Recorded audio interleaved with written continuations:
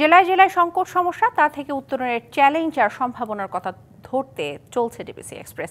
বিশেষ এই আয়োজনে মতামত থাকছে তৃণমূল থেকে শুরু করে নীতি নির্ধারকদের। ডিবিসি এক্সপ্রেস আজ সারাদিন আছে ব্রাহ্মণবাড়িয়া জেলায়। এসআরএম ডিবিসি এক্সপ্রেসে আমরা এই মুহূর্তে আছি ব্রাহ্মণবাড়িয়া সদর উপজেলার শেষ প্রান্ত এবং বিজয়নগর উপজেলার ঠিক মাঝখানে একটি অংশ। তো আমরা এখানকার জানবো এখানকার মানুষের যে সমস্যাগুলো কি, চ্যালেঞ্জগুলো কি এবং রাজনৈতিক পরিস্থিতি কি সেই বিষয়ে জানতে চাইবো। এখানকার আমার সাথে এই এলাকার দুটি উপজেলারই বেশ কিছু সাধারণ মানুষ আমার সাথে যুক্ত হয়েছেন।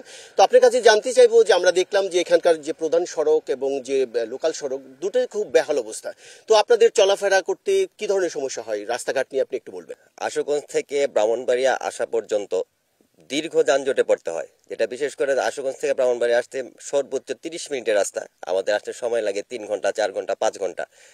আর মেন সড়কে যানজট হওয়াতে বিশেষ করে আমাদের কানেক্টিং যে রোডগুলা প্রত্যেকটা রোডেরই বেহাল দশা। বর্ষাকালের জন্য প্রতিদিন যানজট হচ্ছে এবং দুর্ঘটনা ঘটছে, তো অনেক প্রাণহানি ঘটছে, যেটা আসলে কর্তৃপক্ষ দৃষ্টি আকর্ষণ করতেছে না। সীমান্তবর্তী একটা জেলা ব্রাহ্মণবাড়িয়া, মাদকের একটা বেশ চলছে এখানকার। তো মাদক বন্ধে বা আপনারা সরকারের কাছে বা জেলা প্রশাসকের কাছে কিছু আপনারা আবেদন করেছিলেন? আমরা যেহেতু বর্ডার এলাকা, এই বর্ডার দিয়ে প্রচুর পরিমাণ মাদক আমাদের এই যে সদরের পুরো ওয়ার্ডগুলিতে ঢুকছে এবং মাদকের ছড়াছড়ি এত বেশি যে বলার বাহিরে। আর গত 17 বছর মাদক এইভাবে প্রচার করে গেছে যে এখন মাদক কমার কোনো সুযোগ নাই।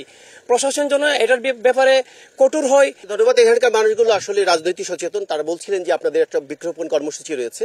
তো আপনাদের যে দলের পক্ষ থেকে বা কি বৃক্ষরোপণ সপ্তাহে আপনারা কি কি কর্মসূচি নিয়েছেন? আপনারা বৃক্ষরোপণ অভিযানের মূল কারণ হলো আপনার দেখেন বিগত আওয়ামী লীগ সরকারের আমলে এই দেশে নানা রকম কলকারখানা এবং অবাধে বৃক্ষ নিধন করার কারণে দেশটা আমরা একটা অক্সিজেন শূন্যতে আছি। আপনার এলাকার আইন শৃঙ্খলা পরিস্থিতি এখন কতটা উন্নত মনে হয়? আইন শৃঙ্খলা অবনতি অনেকটা মোটামুটি ভাবে খারাপ।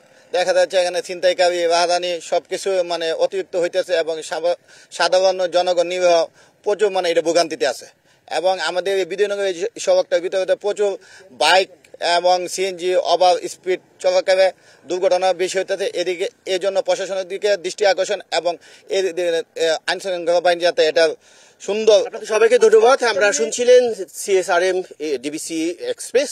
আমরা পরবর্তীতে আমরা ব্রাহ্মণবাড়িয়া জেলা অন্য কোনো জায়গায় যাব এবং সেখানকার মানুষের যে সমস্যা এবং চ্যালেঞ্জগুলো আছে সেগুলো কিভাবে তারা মোকাবেলা করবেন সেই সম্পর্কে আমরা জানবো।